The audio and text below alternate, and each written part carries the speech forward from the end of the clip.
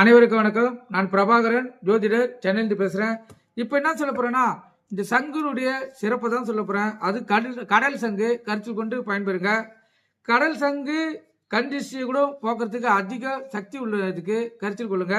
இப்போ கடலிலிருந்து கிடைக்கும் சங்குக்கு ஜீவ சக்தி அதிகமாக உள்ளதாக சொல்லப்படுகிறது.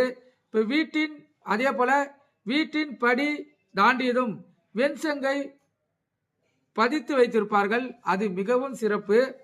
வாகனங்களிலும் வளர்ப்பு பிராணிகள் கழுத்திலும் மாடுகளின் கழுத்திலும் சிறு சங்கை கட்டி வைத்திருப்பது மிகவும் சிறப்பு. இளம் பெண்கள் ருதுவானால் உடனே சங்கோலி எழுப்பி தன் மகள் பருவமடைந்ததை பெற்றோர்கள் தெரிவிப்பார்கள். அந்த காலத்தில்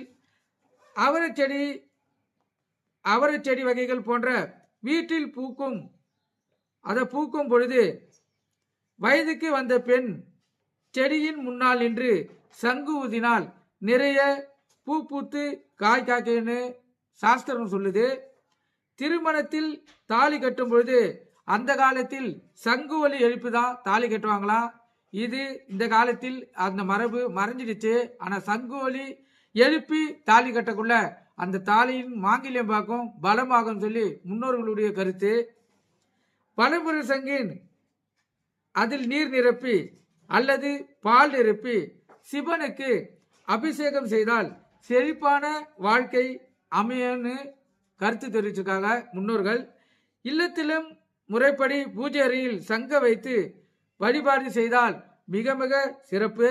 நம்மளுக்கு இல்லை திஷ்டி எல்லாம் நீங்கி அனைத்து விதமான பாக்கியங்களும் சந்தோஷங்களும் நம்மளுக்கு பெறக்கூடியன்னு முன்னோர்கள் குறிப்பேது வச்சிருக்காங்க.